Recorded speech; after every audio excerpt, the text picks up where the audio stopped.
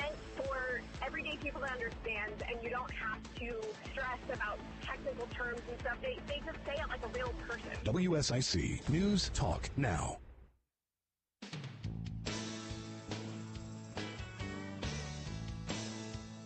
It's 11:05 on WSIC News Radio, and you're listening to We're Just Saying with Senator Vickie, Sawyer, and David. If you'd like to be part of our show, 844-STUDIO-4, and we are streaming live on the WSIC News Facebook page, as well as we're finally back on YouTube. We got out of YouTube jail. Really? We did. We got out of YouTube jail, which is fantastic. But looking at the show outline that Senator Sawyer sent me today, we could end up back there fairly quickly, but that's all right. But Vickie, it is so great to be back with you. It's been a minute. Well, yeah, I know. I'm enjoying our freedom. I mean, I was gone last week. Is that how we got in YouTube jail? I turn it over to you. Oh no, it was. Honestly, I want to blame Jeff McNeely. I feel like it was probably his fault at some point in time. Okay.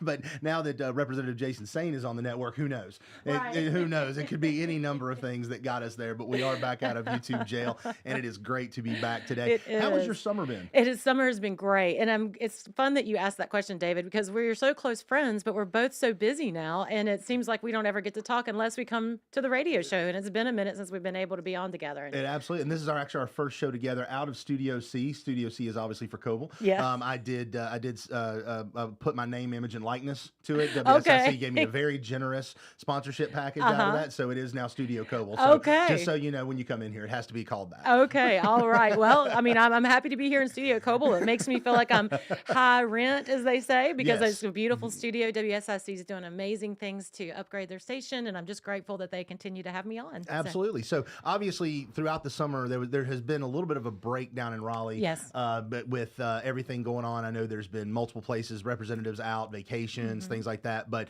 budget. Yeah. We have talked about that. I filled in last week with Representative Jake Johnson, Representative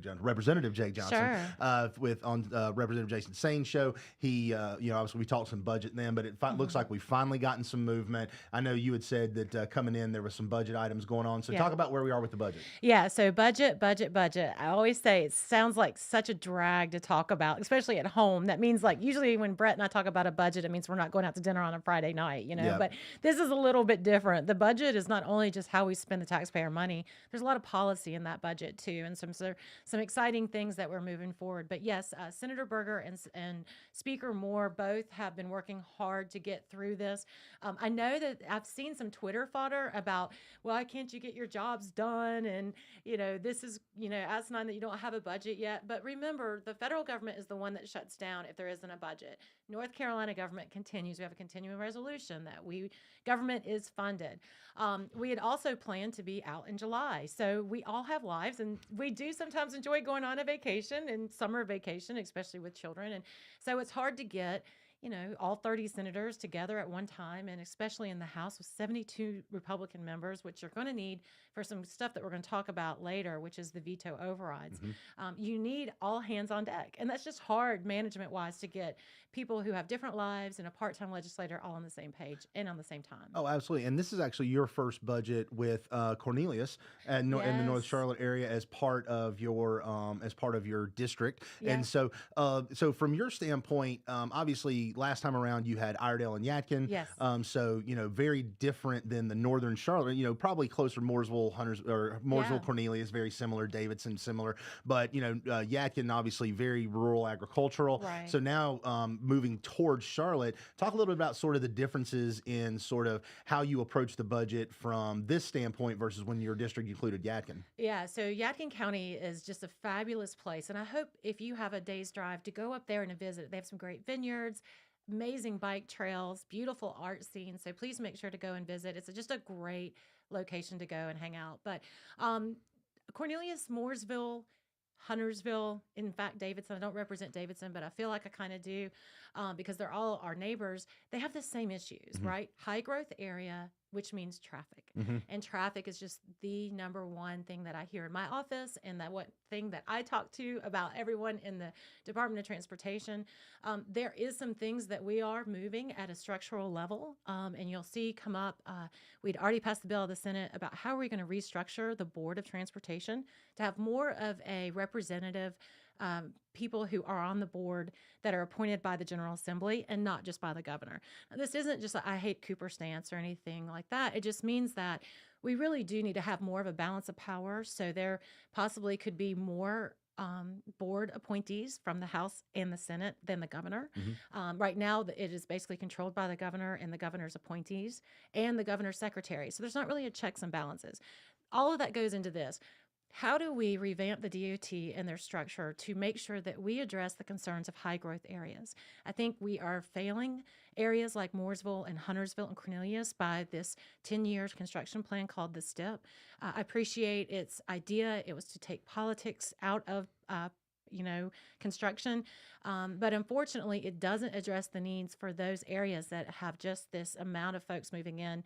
I think, the Charlotte region's like 118 people a day are moving into our area. Wow. Something, I just heard that stat. Forgive me for not remembering. Well, and Mooresville was actually named the fastest growing city in North Carolina very recently. So Right. obviously you've got it going on both sides. Yeah. And then also look at the structure and the Constitution of North Carolina. We had Larry Shaheen on about a month ago talking about legally, municipalities cannot stop growth, right? There's nothing in their toolbox that will allow them to say, no, you can't develop that. And honestly, as a landowner that you've had your family land for 100 years and you want to move to the beach, shouldn't you be able to sell your property for the highest and best use? So there's it's a really tangled web, especially in North Carolina, about what tools that municipalities have. Well, what we do need to give municipalities is the tool to build roads. I think we should give them some better avenues to be able to address those high traffic areas in a more timely fashion. No, absolutely. And I think, it's the age old problem, right? And I know you have done a lot of work on the gas tax and the funding formulas. And so that you can work on the funding formula and everything like that. But if you do not have the appropriate, structure in place from a management standpoint and a decision-making standpoint, having the money is secondary, right? You got to have the appropriate structure in place to make the decisions and to actually make these things work. Absolutely. It comes to mind. I know transportation is such a big deal. In fact, some people think the reason why we have Governor Cooper in office is because of the toll roads here that are on 77. But some of those campaign promises that Governor Cooper was making hasn't come to fruition, like buying out the contract or, very simply hardening the shoulders. Remember that whole idea about how they were going to make the shoulders of I-77 on the free lanes tougher so that when there is an accident, you could use that shoulder lane. That hasn't happened either. And we're at almost the end of his term.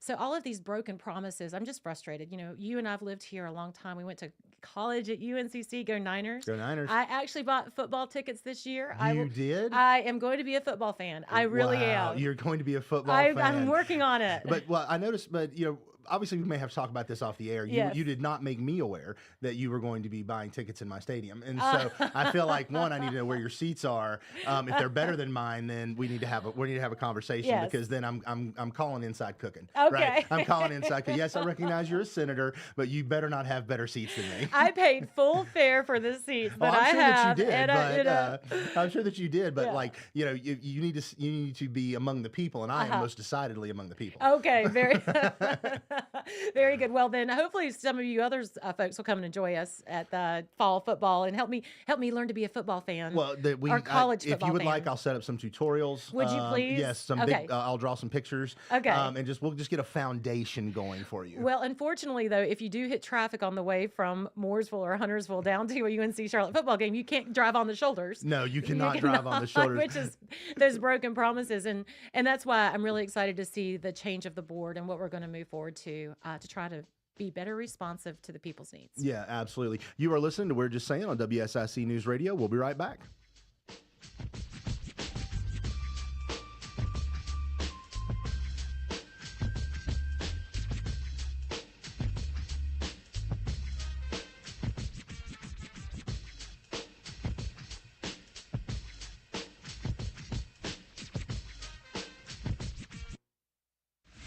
Breaking news, expert analysis, and the stories that matter most, all in one place. I totally acknowledge seeing flames is a scary situation. WSIC News Talk Now. Here's your WSIC community calendar. Just a few more weeks until Kane Center for the Arts' first performance of the 2024 fall season lineup. Asheville native Kanan Cox will be performing Friday, August 25th.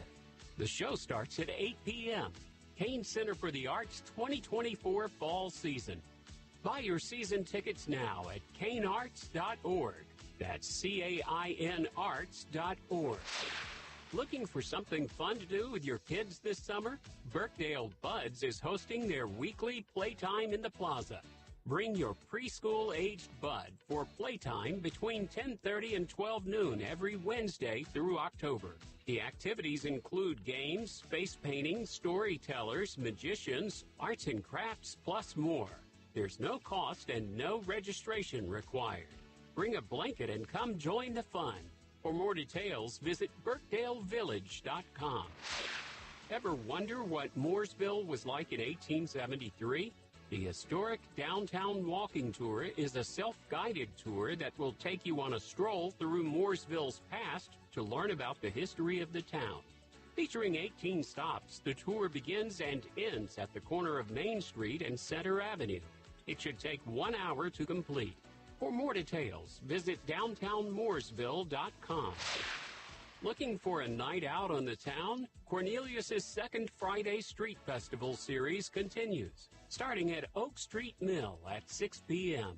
The second Friday Street Festival series is ongoing through October. Got an upcoming event you'd like everyone to know about? Yard and estate sales, nonprofit fundraisers, and everything in between? Go to WSICnews.com and click on Events to submit your event today. I'm Holly Vale with your WSIC forecast. Increasing clouds with a high near 86 for today. A chance of showers for this evening with a low around 68. Mostly sunny for Saturday with a high near 92. And partly cloudy for Saturday night with a low around 72. Sunday looks mostly sunny with a high near 94. And partly cloudy for Sunday night with a low around 72. I'm Holly Vale from WSIC's Weather Center.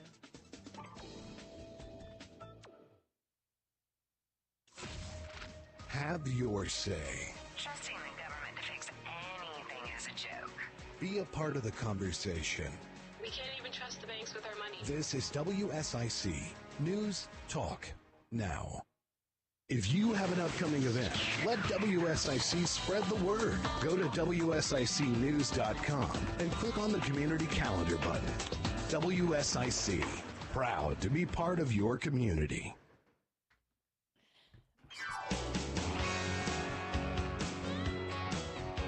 Little country flair here for Vickie Lynn. I like I am a little bit country You are, and a little bit rock and roll. Yes, you are both. Yes, Welcome yes. back to We're Just Saying with Senator Vickie, Sawyer, and David. Like to be part of our show, 844-STUDIO-4. We are still streaming live on the WSIC News Facebook page and hopefully still on YouTube. I don't think we've gotten kicked off it just yet. But it's funny, Yes. just before the break, we were talking about budget and everything like that, and you said that, never really fun talking at home about the budget. And like when you and Brett talk about the budget, it's like, well, can we afford to eat out? Yeah. Like in my house, it's like we're going out to eat. It's just what are we not going to pay on the other side? Oh, okay. It's like So you can't get those new set of kicks that you wanted? Because, I mean, your sneaker game is strong. You know what? I honestly, as my wife will tell you, I have a problem. Yes, I you have a do. problem. I do enjoy a cool set of sneakers. I did find the Nike app and the Nike by You function there, and sometimes I have trouble sleeping, and so I find myself at 3 a.m. designing different types of shoes, and I feel like I have a flair for it. Yeah, So I I do feel like too. at some point in time, Nike's going to see my activity and decide to give me a job. That is why your wife Amanda and I get along so well. So I think she and I probably have a similar wardrobe. It's black and brown and white, and we're just very traditional. That's what we're going to do. But both of our husbands enjoy nice sneakers and nice clothes, Which is why me and your husband get along That's so so well. right. That's why Brett Sawyer is one of my favorite people. But I'm going in, obviously, we are in campaign season, Yes, right? yes. A lot of announcements going on. Obviously, we've talked about the announcements that have been for the speaker. You're not running for North Carolina speaker, are you? No, sir, I Okay, am not. all right, just wanna Nor make do- sure. Just Nor wanna make do sure. I have an opinion. Okay, excellent. Great point. Great point. But we did have we are in campaign season, and Dan Bishop Yes. announced for Attorney General. Yes. I guess it was last week, Yeah. and really in a span of a week, put in a pretty impressive haul of Right. fundraising. Yeah, so I think he raised almost $500,000 just with his announcement that same day or the day after. I mean, it was tons of money. I think they have a goal of over $1 million in a week. seems like he's going to get there. Yeah. I mean, he's just really got the machine going. I know when we talk about politics and money, most folks are like, ugh, that just is such a disgusting topic. But honestly, it is the mother's milk of a campaign because you have to. And we saw with Governor Cooper versus Lieutenant Governor Dan Forest, how important money is on that because Governor Cooper was able to buy out all the TV advertising in the major media markets before Dan Forest could even have a chance to place a commercial. Exactly. And it's interesting, a few weeks ago when myself and Larry Shaheen filled in while you were at a conference, he brought up the fact that, Democrats historically have just done it better in raising funds and things like that, which is why Josh Stein has the war chest that he does, which is why Governor Cooper has been able to accumulate the war chest he has. So getting out there and fundraising, but I think a lot of people don't realize that there are multiple different arms of fundraising, right? You have the campaign, you have the candidate who raises money, you have to accept individual donations or you can do nonprofit donations, but you are capped out at $6,400, I believe is the new threshold per person or nonprofit entity. So that is all you can do. Right. But then there are 501c3 organizations, there are 501c4 organizations, all of which that can collect money. They have different rules that govern them, but all of them play in the political game and in the campaigns. Right, they do. And I'm grateful for you to talk about that because it is so interesting to me. Well, it was on the sheet you gave me. Okay. So I mean, I appreciate the credit of just, tossing it out there, but it was on the sheet that you told me I had to talk about. I was going to give you credit, David. I was going to give you credit. But no, there is this weird thing that those of us who are in the political sphere understand these, what they call independent expenditure committees very well. But if you're outside of it and you see the daily mailer that's coming with my picture on it, but when you actually read the group that sent it out, most oftentimes it's not the committee to elect Vickie Sawyer. Right. It could be another committee. It could be someone as the PAC, or it could be independent expenditure. But I do want to talk about how that works and what role that has in fundraising. But they're basically organizations or companies that are nonprofit. There are certain restrictions on them, correct? Like when you said 503(4)(6), those are all organized under a nonprofit, but there's different restrictions on each one of those. All of them, though, have to go into education, right? So half of their money or some of their money needs to go towards an educational effort. So let's say if you are a group that wants to save the reindeer, let's just say that. Okay. Which is a problem in North Carolina. Well, actually, there is a big issue with deer in North Carolina but right now. Not reindeer, though. Not reindeer, but let's just say that there's a group who's very concerned about reindeer. Yeah, and we're talking R-E-I-N deer, not R-A-I-N. So it's not deer in the rain, it's reindeer. It's just so we're clear. Yes. We like to be clear on this show. So saying the reindeer. Okay, so say that's your group and you set it up and you have a board just like you would any other nonprofit.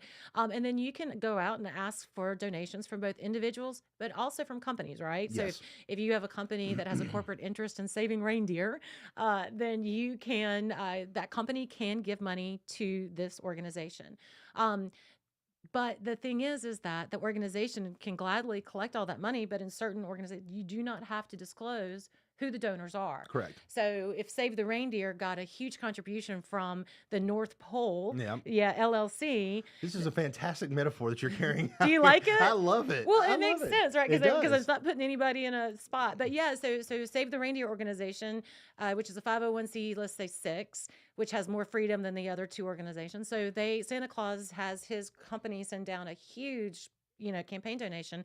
Then that organization at that point can take the money, but they don't have to report whom they reported the money to. Now, do they have to do taxes? Of course. Yes. Do they have to do all these other things? Yes, they're organized just like any other business. The only thing that they do have to do is take half of that money in some instances and spend it on educational efforts. Well, what does that educational effort look like? Like, David, if you were part of that company, what would be an educational effort that you would do to save the reindeer? Well, I would obviously in that situation with these organizations, there are magic words that you are not allowed to use. Okay, let's talk about that. And so support, vote for, vote against. There are basically nothing can be construed as a direct advocation for or being a direct advocate for a candidate. Okay. That is the key as when you're talking about these education things. So for a 501c4, 501c6, the key would be, hey, email Vickie Sawyer and thank her for supporting saving the saving of our reindeer off on I-77. Okay. All right, that would be, that would be the type of thing. Call such and such candidate and tell them to make sure that to lower the electric bill on reindeers with red noses. Okay. Right? That would be that kind of thing where you are not advocating directly for a candidate, but you are providing an educational thing that talks about their support for an issue and things like that. But you're not advocating for anyone to directly vote for them. Right. And that is key, right? That is key. And that this now Save the Reindeer. So say Save the Reindeer really like supports me. Are they allowed to call me and tell me what they're doing? No, there can be no coordination between campaigns and candidates or organizations and political candidates. That is a big no-no. So this often, and I'm grateful for the support that I get from organizations, but oftentimes I get calls from folks and they'll say, will you please stop sending me mailers or mad emails? Stop mailing me. And I, respond, it wasn't me, right? But because and I didn't even know they were coming, right? And that's like a big no-no if I were to know or coordinate what they were doing. Exactly. Right. And so, but in this campaign, I mean, obviously this is an off-year election, so municipal elections are going on. So the good thing is mail will be a little more limited, right. But everyone is obviously ramping up for the 2024 election cycle. And so, in some groups actually get out ahead of the game. Will start emailing. I mean, I think it was just after last year's election, I received a few mailers. Thank you. I think one of them may have come from an organization. Thanking you for your support of the. I think it was the. Which one was it? It was It was one of the education things that you did. But it was thank Vickie Sawyer for this. Yeah. And so it was one of those things. But really, as we get ready to ramp up into the 2024 cycle, it will actually end up being pretty obnoxious because it is a presidential election year. Yeah. It is a gubernatorial election. It is, we obviously Congress, state, so everything is on the ballot all the way across the board coming up in this next, minus municipal elections, obviously coming up in this next election cycle. So we will see a lot of that going on. Well, and actually, I was surprised. I had a friend who was dropping off his child at University of Tennessee, and he texted me and he said, hey, I just saw a billboard for you in Statesville. I was like, oh, okay. Well, I had no idea. Well, thank you so much. And I'm not sure who it was for, and I'm appreciative of that. But those are kind of things that you just don't know. But that's how a lot of these groups are getting out ahead of the game, and you're going to start seeing it. Candidates are calling around and asking for donations, and that is just the point of where we're at. And it's important because in a presidential election, it's so hard to get your message across because the airwaves are filled with the top of the ticket, right? And whoever that's going to be for the Republican side. And the rates are more expensive in a presidential year. Right. Absolutely. Absolutely. But you just have to get your message out. Oh, absolutely. And that's one of the things that I think is interesting is that, people do decry money in politics, and I get it.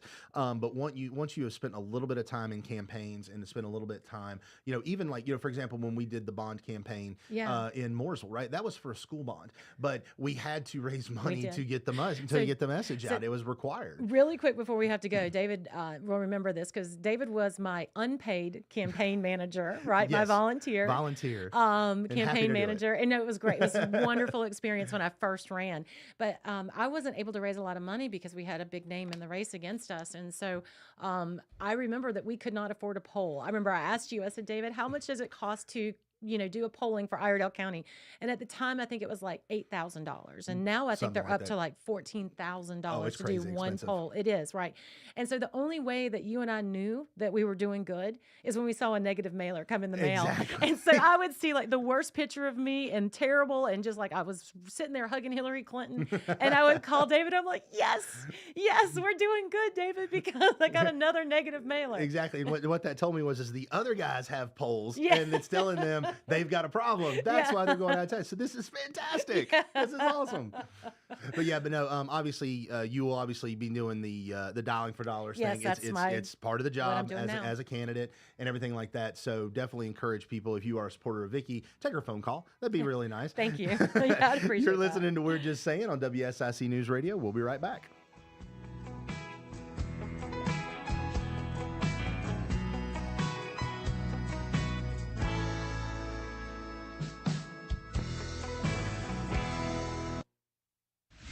Breaking news, expert analysis, and the stories that matter most, all in one place. I totally acknowledge seeing flames is a scary situation. WSIC News Talk Now. local and North Carolina news now on the new 105.9, 100.7 WSIC. News, talk, now. I'm Mike Jackson, WSIC News. Nearly 150 inmates relocated yesterday from the North Mecklenburg County Detention Center after the U.S. Marshal's Office refused to accept a rate increase. The Mecklenburg Sheriff's Office submitted the requested per diem rate increase from $160 to $191 per day to the USMS on February 12th. The current rate has been in place since June of 2020. And WNCN reporting that as wildfires continue to devastate the Hawaiian island of Maui, the American Red Cross North Carolina region is sending a team to assist trained workers already in Hawaii in aiding those who are affected. Those volunteers will work in the shelters housing displaced people and will help in assessing the damage, the news release said. Now with a look at sports, here's WSIC Sports Director Joe Berg. Later on tonight, Charlotte FC takes on Inter Miami in their quarterfinal matchup in the League's Cup. And this weekend, NASCAR action from Indianapolis as the Cup Series takes on the road course from Indy. WSIC weather, increasing clouds today, a chance of an afternoon or evening shower or thunderstorm, and a high of 86. More rain possible tonight, partly cloudy, the low 68, then sunny and 92 tomorrow. Mike Jackson, WSIC News. Folks, you know it's hot outside. Randy Marion Chevrolet in Statesville and Randy Marion Ford Lincoln. We have got the hot deals to go with the hot temperatures. How about a special lease buyout? Fleet buyout of a 2018, 2019, 2020 Chevrolet Equinoxes and Ford Escapes starting at $11,880. That's right, over 30 in stock, $11,880. You pick the color, pick the one you want, drive it home today. Randy Marion Chevrolet in Statesville right on I-40. Randy Marion Ford Lincoln right on I-77. Come see us today. Eagle Rentals, making it easy for all your construction equipment rentals. They also have the generators, heaters, fans, painting equipment, floor equipment, pressure washing. They got it all over there, ready to help you with all of your jobs, making it easy. Eagle Rental also has those Husqvarna K1 Pace. Yes, the concrete saws, 93 volts. Get rid of all the fumes and all that stuff when you're working inside. Going electric at Eagle Rentals. Eagle Rentals in Troutman and in Statesville, making your work easy. Visit EagleRentals.com for more information. Go see them, EagleRentals.com. Always ready to help you make it fun to work outside. Little Shavers Wood Shop stocks up on all your wood, treated lumber, wood fencing, and all the treatment items to keep them looking great. PVG, paints, and stains, and add in some pine needles and Daddy Pete's mulch and soils, and your landscaping will be the best around. Tools, supplies, and just about all you need is ready for you at Little Shavers. Head on over to Little Shavers, 3301 Salisbury Highway, right in between Statesville, Morrisville, and Mottsville. Visit LittleShaversWoodshop.com. That's LILShaversWoodshop.com. Black Powder Coffee is celebrating their 10th anniversary with a medium dark roast blend of Indonesian and South American coffee beans. Enjoy the full-bodied natural flavor notes of chocolate with a bright finish. Get Black Powder Coffee's new anniversary blend today at Black Powder Coffee, 261 Rolling Hill Road, Mooresville, or participating retailers everywhere. Black Powder Coffee. Wake up, people. You are optimizing every waking hour of your life. From carpooling kids, to work, to friends, and everything in between. You have to get sleep. And a bed that can perform as well as you do. Meet the next generation Sleep Number Smart Bed. It effortlessly adjusts to your shape, position, and movements. Learning how you sleep, so you learn to sleep better. Night after night. Sleep next level. Only from Sleep Number. It's the biggest sale of the year. Save 50% on the Sleep Number Limited Edition Smart Bed. Plus special financing. Ends Monday. See store for details. Do you struggle with occasional nerve aches in your hands or feet? Try Nervive Nerve Relief from the world's #1 nerve care company.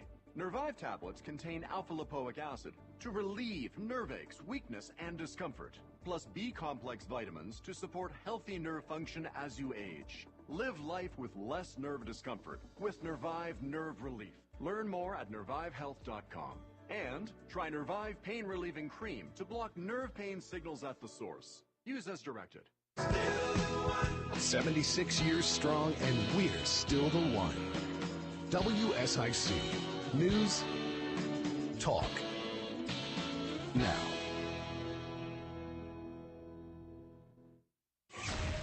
Whatever the story, We have to end our dependence dependence on China. Have your say. This debt crisis is going to set our economy back big time. This is WSIC News Talk Now. There we go. I like it. Oh, you said you were a little country, a little rock and roll. This, has both in it. Yeah, perfect. To encapsulate you. Welcome back to We're Just Saying, WSIC News with Senator Vickie, Sawyer, and David. Like to be part of our show, 844 Studio 4. We are still streaming live on the WSIC News Facebook page as well as YouTube. I got to tell you, we need, with all the cool technology and all of the upgrades that have been made here, we really need a makeup person, because when I look on the screen and I see my head, the glare is blinding even to me. So I've got to get some powder or something going on up here so as not to blind people with the glare, the hot studio lights off my forehead. Oh my gosh. Well, we had talked about another addition or a camera in here. We did. We had I feel like calf cam. To go, because and that's a very inside joke for people who love to talk about my calves. It's like my one redeeming quality. Obviously, aside from my dashing good looks and magnetic personality. But I feel like there's sponsorship opportunities there. Yes. So the Cobles calves. Coble calf cam, exactly. Coble calf cam. But obviously, I joked earlier that we were off of YouTube jail. We may be getting ready to violate our parole with this one. I'm ready. You're ready? mean, not since the days of the Leandro case where you were going to have to ship me smokes in jail. For being in contempt of court. Make sure you weren't sold for a carton of Luckies to somebody or something like that. Exactly. Lawsuits from COVID, a lot of those seems to be mounting up right now. Yeah, and these were ones that had been filed, and anything with our judicial system, it just seems like the hands of time move so slow. But yeah, there's one that's getting a lot of attention. But remember, that's how we started the show. It was during COVID. It was during COVID because we felt like we couldn't get out there or talk to people. There's so many things happening each day, and so this was a great start of our show. So that's, I think, one of the only good things that came out of COVID was this amazing show. Well, yes, soon to be a do they give local Emmys? Oh, I really feel like they should. Maybe we should start the sanctioning body for local Emmys. Yes, and that would not be self-serving at all. Never, not at all. Because we just appreciate good content and free speech. That's what we're here for. Exactly. But so there are some that are working through the courts, and one is, I think one of the most, probably the one that hit the earliest was the shutdown of Ace Motor Speedway that was out of Alamance County or Burlington area with Mandy Cohen. They kept on racing whether they wanted to or not, and Mandy Cohen shut them down. That is still in the court system. The shutdown of private bars across North Carolina. Remember when Governor Cooper labeled bars not essential? Now, that's up for debate. That's a true story. Yeah, that's up for debate. But where if you were a restaurant, then you could open even if you sold alcohol, but if you were a bar, you could not. So that lawsuit is still, it's science. Data. I still shiver a little bit, like for PTSD from hearing any of that stuff because it was such a hard time. Another one that's still in the hoppers is the flagship campuses of our university system, NC State and Chapel Hill, which hurts me when I say that because I'm such a 49er fan.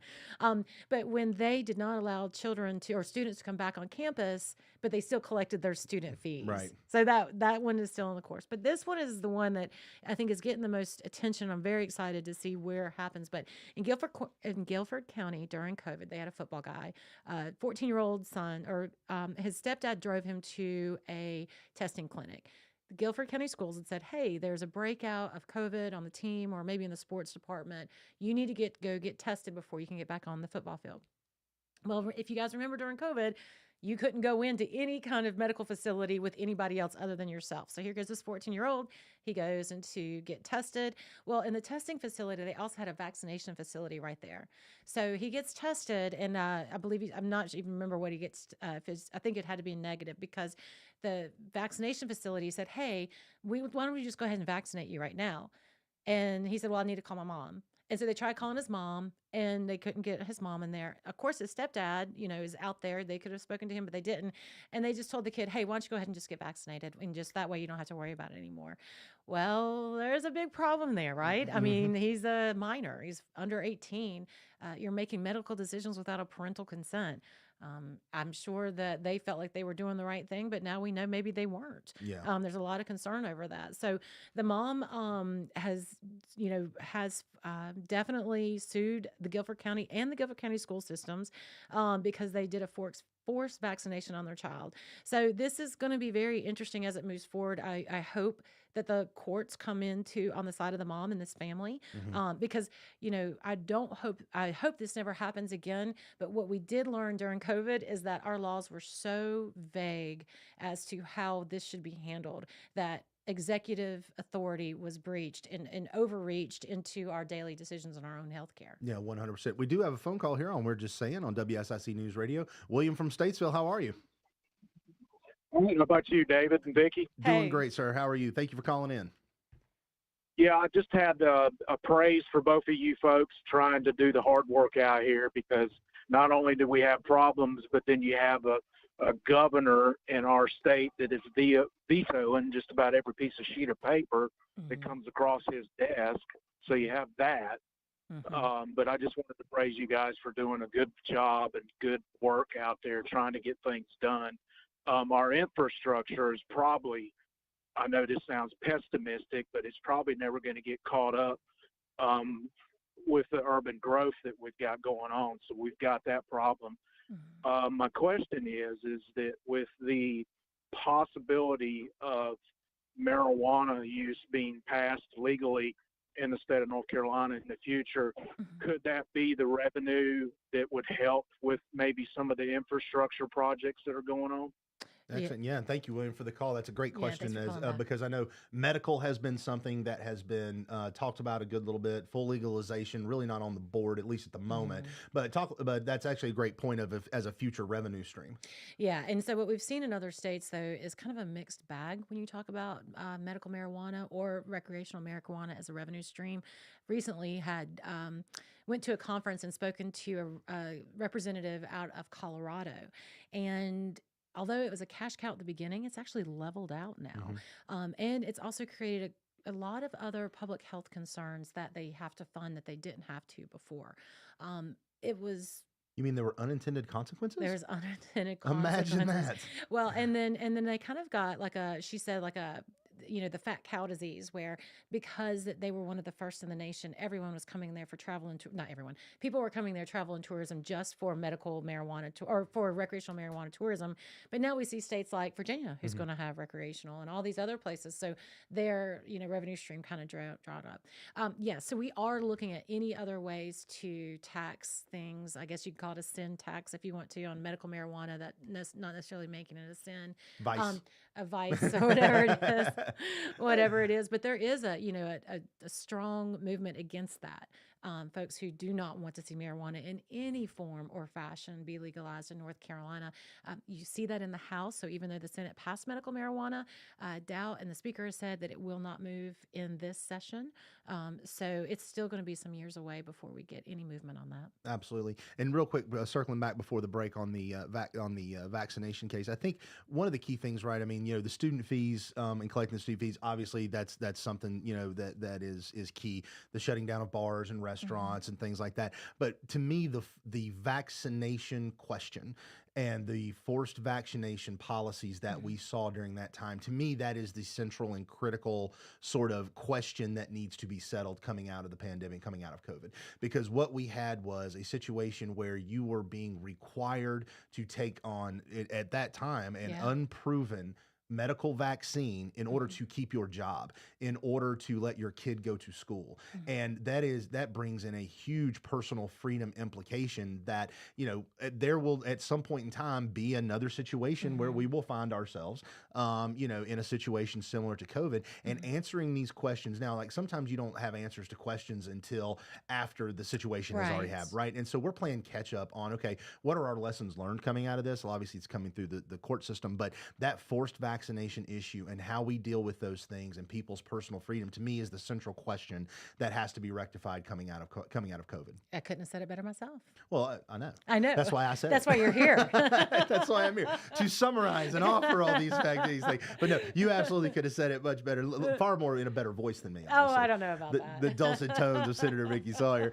You are listening to We're Just Saying on WSIC News. We will be right back after the break.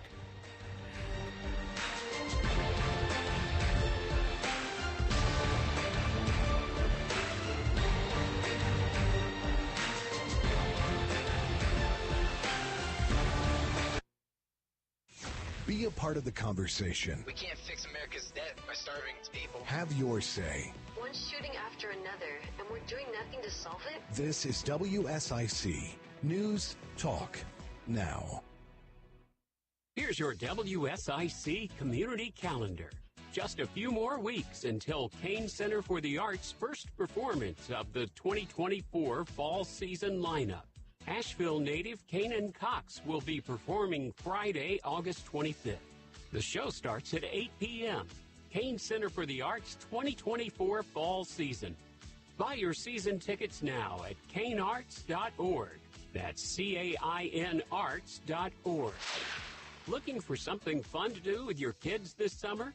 Birkdale Buds is hosting their weekly playtime in the plaza. Bring your preschool-aged bud for playtime between 10:30 and 12 noon every Wednesday through October. The activities include games, face painting, storytellers, magicians, arts and crafts, plus more. There's no cost and no registration required. Bring a blanket and come join the fun. For more details, visit BirkdaleVillage.com. Ever wonder what Mooresville was like in 1873? The historic Downtown Walking Tour is a self-guided tour that will take you on a stroll through Mooresville's past to learn about the history of the town. Featuring 18 stops, the tour begins and ends at the corner of Main Street and Center Avenue. It should take 1 hour to complete. For more details, visit downtownmooresville.com. Looking for a night out on the town? Cornelius's second Friday Street Festival series continues, starting at Oak Street Mill at 6 p.m. The second Friday Street Festival series is ongoing through October. Got an upcoming event you'd like everyone to know about? Yard and estate sales, nonprofit fundraisers, and everything in between? Go to WSICnews.com and click on Events to submit your event today. I'm Holly Vale with your WSIC forecast. Increasing clouds with a high near 86 for today. A chance of showers for this evening with a low around 68. Mostly sunny for Saturday with a high near 92. And partly cloudy for Saturday night with a low around 72. Sunday looks mostly sunny with a high near 94. And partly cloudy for Sunday night with a low around 72. I'm Holly Vale from WSIC's Weather Center. Listen up, Carolinas. It's the summer of Jeep at the #1 Jeep dealer, Lake Norman Chrysler Dodge Jeep Ram. Over 800 new Jeeps available, and we guarantee to beat any deal in the nation. I-77 exit 28 or LakeNormanChrysler.com. Have your say. Trusting the government to fix anything is a joke. Be a part of the conversation. We can't even trust the banks with our money. This is WSIC News Talk Now. 76 years strong, and we're still the one. WSIC News Talk Now.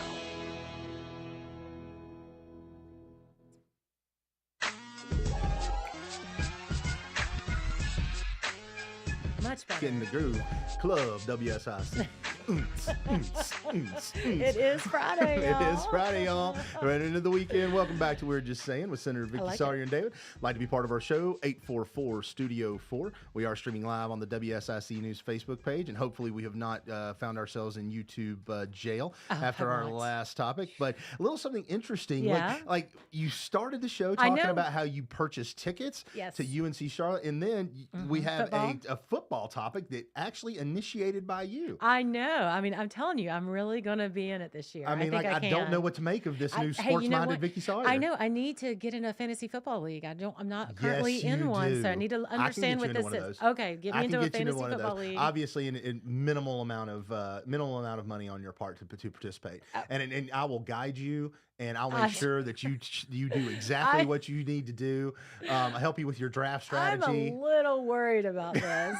I had the same conversation with Representative Johnson. He questioned my motives as well. Yes. And I got to tell you, man, it hurts my heart a little bit. Well, no, we know you're only with good intentions, but I'm a giver.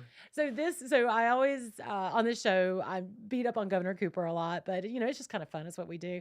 I do agree with him on one thing. Uh-oh, what is it? Oh my gosh. So he actually sent a letter to the NCAA to grant an appeal to seek immediate eligibility for Tar Heel transfer Devontae Walker. So football star, he got injured when he was playing, I think it was in Tennessee. But anyway, so he came back and then he enrolled days before, or transferred days before this new eligibility rule came in from NCAA. So they had ruled him ineligible to play UNC football. So he had done everything by the book beforehand, but now the overlord of the NCAA comes in and is taking away UNC football. Now, I'm not really a big UNC Chapel Hill fan. I was going to say, I'm not sure that I agree with you on this take. I know. I mean, any other school, sure, but Carolina, but I know. It feels a little icky to be on their side, just to be fair. Just a bit. And Governor Cooper at the same time. Yeah, exactly. So, I mean, honestly, those two things together really ought to, I mean, two negatives don't always make a positive. I'm just saying. But I am a principled human being, as are you. And so I definitely understand the principle and agree in principle. Yes. While the application might be subject to interpretation. That's right. I do agree in principle that the NCAA. I've never been a fan of the NCAA. Yeah. I'm going to be fair with you. And if someone follows the rule, and they always pick the most random, innocuous thing that you're kind of like, really? And it's almost like they pick and choose where to apply and things like, which is why so many people are just done with them. Yeah. Right. And really just, I mean, the talk of disbanding, NCAA sports in their current form, going to basically just all these schools bolting NCAA to see you later. Yeah. That has just grown and grown and grown. And largely it's self-inflicted wounds based off their own decisions. Yeah. What a shame. Because, as someone who enjoyed college basketball growing up and I still enjoy going to college basketball games. That's where I'm really bleeding into football this year. But, I just, NCAA always had like this esteemed view. I had an esteemed view of the organization because you just, it's branded and that's what you see and you have it all. But now that it just seems like it's, kind of all falling down, especially when we're talking about NIL and so name and likeness, NIL. Right. And, that's one of the latest fights I've had with our favorite High School Athletic Association. Ding, ding, ding, ding. We get to talk about High School Athletic Association. But yeah, so the High School Athletic Association just came out with this ruling a couple months ago that says that high school students can now participate in NIL. How much of a cut does the North Carolina High School Athletic Association get? Let me guess, they will negotiate the contracts and the rates and keep a small administrative fee? Yeah. So I have a huge problem with that. So let's not even get into is NIL good for high school or not? We need to debate that more heavily, but the crux of the problem is that the High School Athletic Association, they don't have the authority. They do not have the authority to make that rule. They do not. When it comes to making the trains work on time to make sure that the games go on, yes. But eligibility, player criteria, all that other stuff, that is a direct function of the Board of Education.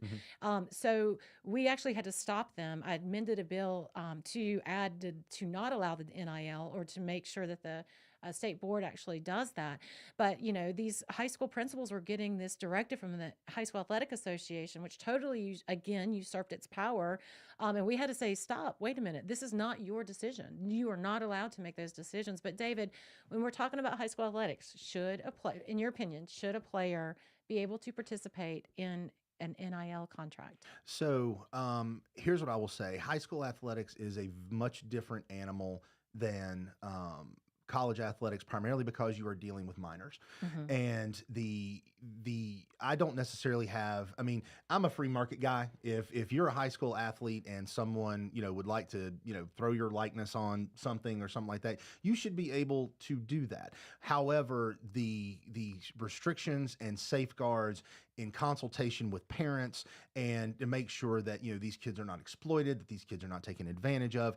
There's so much, in principle, I don't necessarily have a problem with it. In practice, I would say heavily ruled and regulated to ensure that we are protecting these, and they are kids, right. To make sure that they are not being taken advantage of, that they are not being put in situations to ruin their future eligibility should they be able to move on and play in college, should they not be taken advantage of by institutions and people, because once money becomes in there, the opportunity for these kids to be exploited and taken advantage of is fairly substantial. So in principle, no, but in practice, a lot of discussion in my mind would have to take place before I would be comfortable with it. Yeah, same here. So I've just been on both sides of it because, like you, I'm a free market, and I want to know that. But again, these are minors, and when a company comes in and wants to throw money around at kids, I mean, there's this inherent traps, landmines everywhere. Absolutely, right? 100%. Landmines everywhere.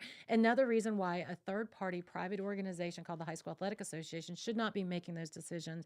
That is a public decision to be made by a public body, and that we should air everything out and go through the committee process to see if that should work. Not doing it behind closed doors at a private company's meeting, and that's what happened. Yep, 100%. And I agree. And so, but with the time that we have left, though, I do want to jump in. Veto override season is in full effect. You got, pin. I think, is the General Assembly undefeated on veto overrides currently? Yes, currently undefeated. Very currently undefeated. Nice streak going. And we're going to see Wednesday, I believe, Wednesday or Thursday this week, we're going to see some action. So we are coming back, and we'll see what the numbers look like for the week of business.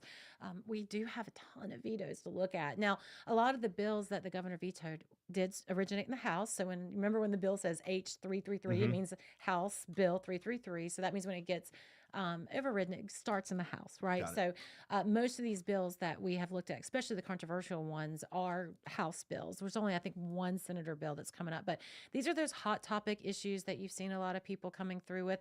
You know, the charter school omnibus bill, that's a House bill. That was vetoed, of course. There's a review board that was vetoed, charter school review board.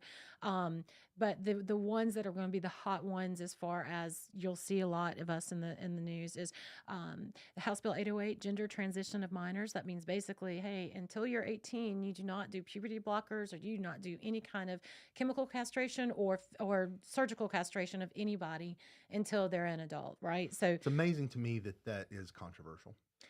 Me too. Like it's amazing to me that there are people out there saying, "Oh no, absolutely not." I just, it's like wait till an adult, right? Just let it be. And it just amazes me that the things that we find controversial today, like to me, that would be like common sense. Yeah. And like 5 years ago, that would be common sense. The same group and out there on Twitter that was calling me and Senator Berger pedophiles for raising the age of marriage to 16 but not 18, but then putting that 4-year cap in.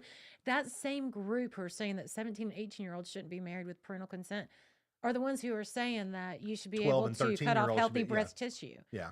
What is up with that? That is just weird. Like, how do you reconcile that in your brain? You don't. It's just because it's a Republican and you hate Republicans? Probably, or you're just whacked out of your gourd. And yeah. You just don't have, sorry, I mean, no need to offend anyone out there who thinks that way, but I don't care. Yeah. Exactly. I don't think they're listening to our show, I don't think they're David, listening to us anyway. And, well, if they are, they're just doing it so they can get oppo research. Yeah, I know, exactly. But 100%. So, I mean, I think that's critical. My hope is that is an overwhelming override. Yeah. I really hope there's some Democrats that can at least get behind that. You know what? There was a Democrat who voted for another one that we're going to go for, one that I've been championing, is the Fairness Women's Sports Act. Well, basically is, if you are a biological female, you play biological female sports. That's it. Mm-hmm. If you are a biological male, you play male sports. And if you want to wear a dress to practice, go for it. Mm-hmm. But when you get on there, you can be the best male athlete you want to. And, I mean, there's nothing to say you can't play sports if you choose to be transgender. We're just saying that if you're a girl, you play girl sports. A biological girl plays biological girl sports. So that one is coming up. And then the other one is the Parents' Bill of Rights. Mm-hmm. And so that one is just basically saying that, hey, school systems, if you're doing some things, don't talk about sex to my kindergarten through 4th grader. That's like 5 through 9 years old. Mm-hmm. That is, don't talk about sex. Yeah. Don't put it in the curriculum. If someone, that's the thing. It's not to say you can't say it, and this is saying don't say gay. Nothing in this legislation says anything about heterosexual or homosexual sex. None of that. All it's saying is that do not put in the curriculum anything about sex. And I think I'm okay with that, right? Yeah. Well, why are we sexualizing children? I'm going to be fair with you. I'm a little uncomfortable with the fact you're talking about it now. And I am a fairly adult, long in the tooth adult on this kind of thing. So, hopefully those things will get overridden and go into law. Yeah. But a lot of work still left to do in Raleigh. I know you all were hoping to be home full time now. But I am very excited the fact that I was finally back with you in Me too. studio. Glad to have hopefully you. now we can keep this going. But Yeah. want to thank everybody for joining us on We're Just Saying on WSIC News. We will talk to you next week. Have a great weekend. Have a great weekend.